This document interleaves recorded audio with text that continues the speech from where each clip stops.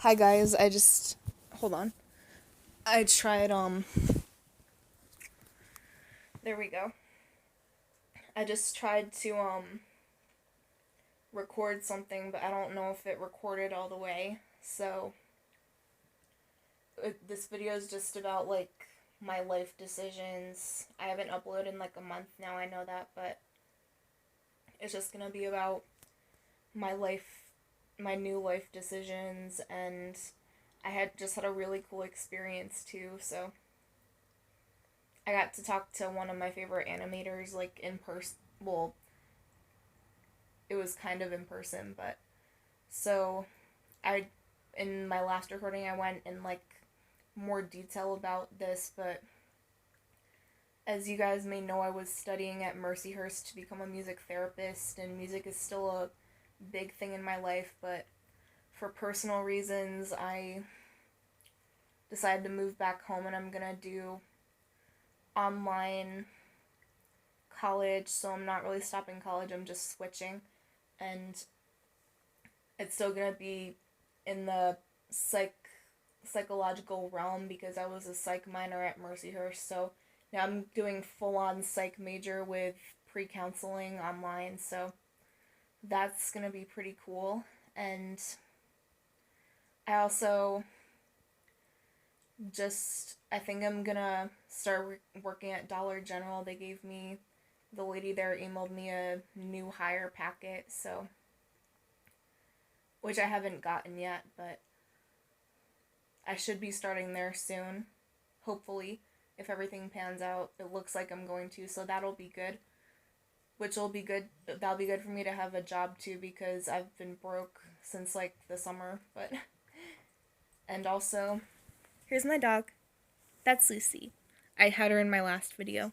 She's been kind of wonky today. Lucy. She just turned 14. She's an old girl, but like I was saying, I'm not gonna lose my music either. I'll just keep my camera on her. I've been playing trombone since 2009 when I was just a kid, and she's been wonky all day, and that was my main instrument at college, but I don't want to lose it, so I found a couple local community bands that I just joined one at the rehearsal last night, and I found this other one I'm gonna join, and the rehearsal for that's Thursday, so that'll be cool. I'll be keeping up my music, so I'm diffusing some essential oil. There's some orange, rosemary, and this other citrus blend called Cheer Up Buttercup, and my lava lamp's on, but it's not fully heated up yet. Isn't she cute? She's a black lab coonhound mix, but so yeah, that's what's going on in my life right now. My new life directions. So from Mercyhurst to online college, it's Capella University, and new job, new music ensembles. It's looking good. So, but the main purpose of this video, other than that, was some of you may or may not know John Dilworth. He's the creator of Courage the Cowardly Dog, one of the classic Cartoon Network shows, and I grew up watching it, and I was in like, it aired like when I was originally was produced like when I was a baby, so like early 2000s, but I grew up like watching it in like reruns and stuff, and I grew up like loving it, and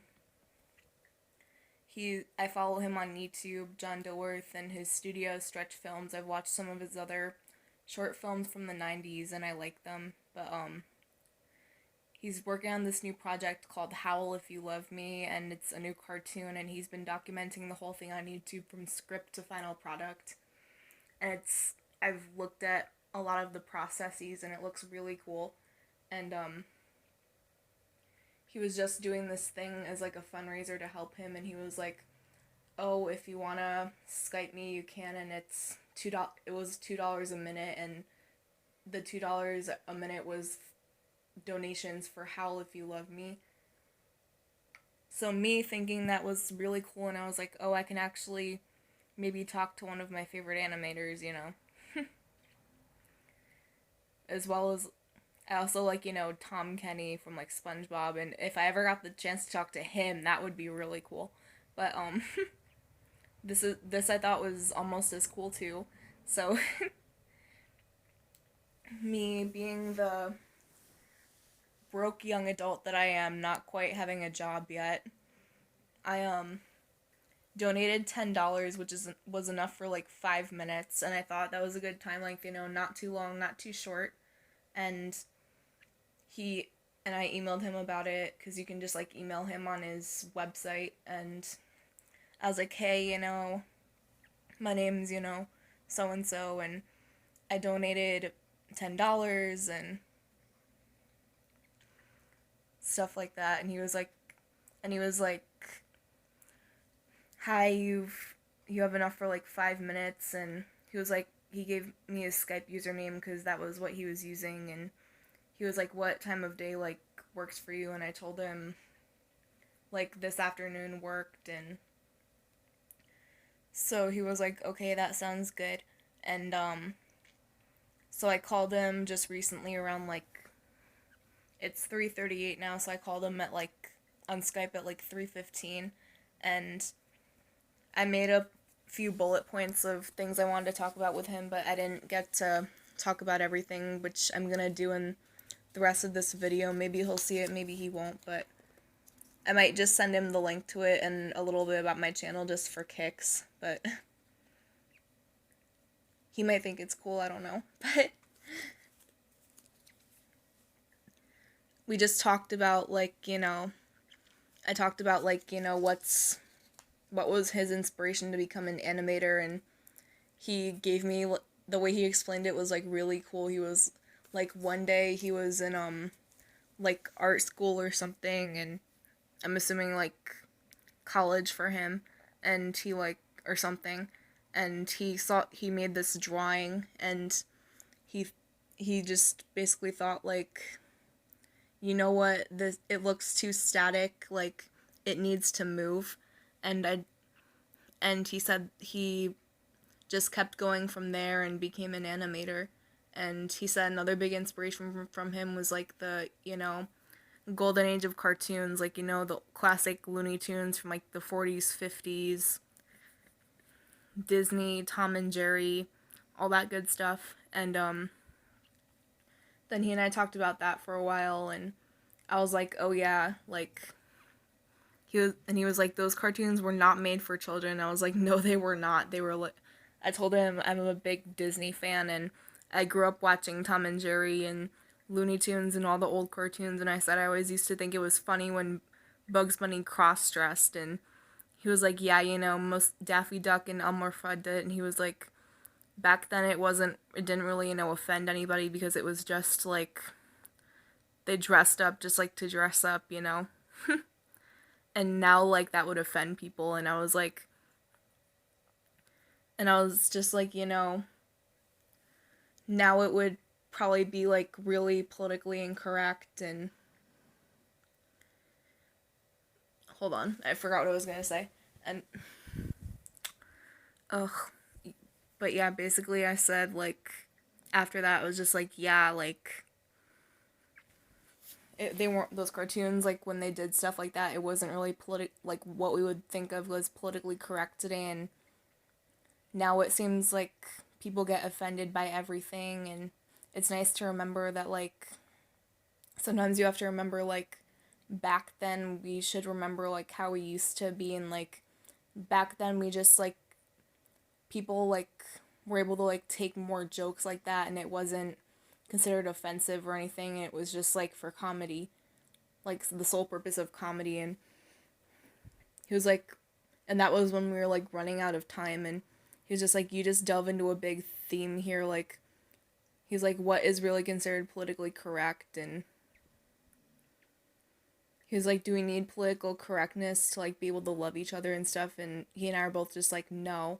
And he was like, if you and that was about when we were running out of time, and he was just like, we could, if you ever want to like call me up again, feel free to. Like, I don't know if I would have to donate money again, probably, but he was just like, oh, you and I could go on like this for like an hour, and I was like, yeah, I'd love that. So Dilly, if you're watching this video, I don't know if you will be, but if you will eventually watch this, let me know if I have to donate more money, cause I don't have much more to donate, and I mean I could, but just let me know if you want me to like video chat you again, and like if I would have to donate more money.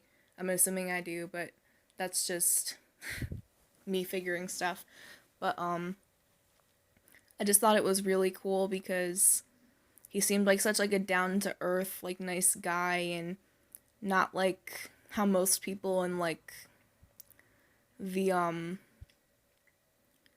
fame world are, you know. I don't know if I would, not celebrities, well, celebrities too, but just like the, I've heard a lot of stories about like the animation world, and a lot of it's really cutthroat, and like people are like entitled, and you know, it's all about the money. But for him, like, he seemed just like such the opposite. Like, he seemed like a down to earth, really nice guy. And the phone was, at one point in the conversation, the phone was ringing in the background, and he was like, oh, I can ignore that because I'm talking to so and so. So for the purpose of this video, I'm just gonna say I was talking to Ren Peach. So I mean, he said my first name obviously, but so if I was able to talk to him, one of the other things I talked to him about was I grew up watching Courage a lot, and I said the episode Freaky Fred is one of my favorite ones, and I was just like, that one used to scare me a lot as a kid, and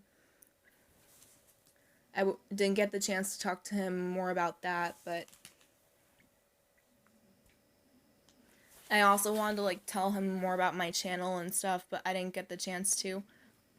I'll probably email him about it with a link to this video after I make this, but also YouTube won't let me upload longer than videos than like 15 minutes, so I kind of have to wrap it up. But the other things I wanted to tell him that I didn't get a chance to, Lucy, were just like, you know, Courage was like such a different kids show when it came out. Like, it was scary, but like in a comedic way, and it was still like funny at the same time, and it has like a lot of fans, and just like I want to be able to like not create something like that, but just like have that impact on people, like